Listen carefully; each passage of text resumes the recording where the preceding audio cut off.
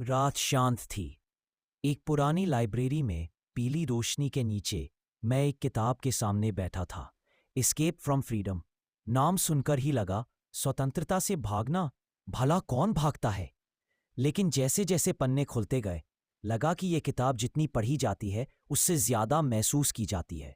आजादी की कीमत कथावाचक मानो फुसफुसाकर कहता है, मनुष्य आजाद हुआ तो सही, पर उस आजादी के साथ जो अकेलापन आया उससे वह डर गया। मध्य युग में लोग बंधे हुए थे पर सुरक्षित थे। न कोई कठिन चुनाव, न कोई व्यक्तिगत बोझ। लेकिन जब आधुनिक युग ने उन्हें स्वतंत्रता दी तो साथ ही दे दिया अनिश्चितता, एकांत और खुद को साबित करने का डर। यही से एक अजीब कहानी शुरू होती है। कहानी उस मनुष्य की जो स्वतंत्र होकर भी भागता है, स्वतंत्रता से ही। पहला मोड़, व्यक्ति की अकेलापन से लड़ाई। किताब बताती है कि आजाद मनुष्य अक्सर दो राहों में बंटता है। एक ओर है खुद को बनाने की राह, मुश्किल, अनिश्चित पर असली। दूसरी ओर है भीड़ में खो जाने की राह, आसान, सुरक्षित और नकली। मानो कोई आदमी अंधेरे जंगल में खड़ा हो और उसे कहा जाए, जो राह चाहे चुन लो पर जिम्मेदारी तुम्हारी। इस डर से बहुत लोग भीड़ के साथ ही चल देते हैं। दूसरा मोड़, स्वतंत्रता से भागने के तीन रास्ते। फ्रॉम कहानी में तीन किरदार लाता है, वे मनुष्य जो आजादी से डरकर भागते हैं। कुछ लोग अपने डर को दबाने के लिए किसी मजबूत नेता की गोद में चले जाते हैं।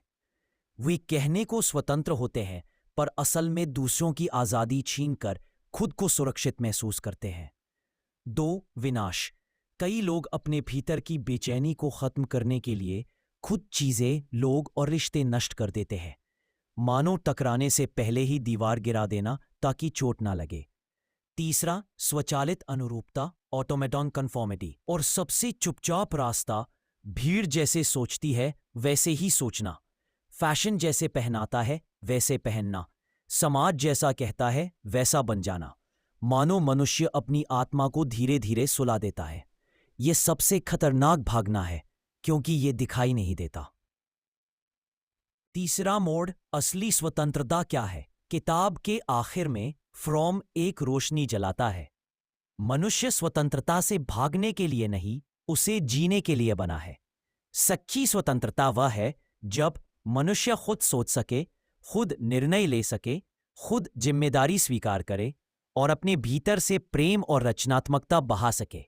इस स्वतंत्रता में व्यक्ति अकेला नहीं पड़ता बल्कि खुद से गहरा जुड़ता है। समापन। पाठक के लिए संदेश। जब मैंने किताब बंद की लगा जैसे फ्रॉम ने कंधे पर हाथ रखकर कहा हो, अगर तुम स्वतंत्र हो तो दुनिया से भागने की नहीं, खुद से मिलने की शुरुआत करो। क्योंकि आदमी का सबसे बड़ा डर स्वतंत्रता नहीं, खुद की सच्चाई से मिलने का डर है। और उस शांत कमरे में ऐसा लगा जैसे हर शेल्फ के बीच एक धीमी सी आवाज गूंज रही हो, आजाद बनो पर सच्चाई से।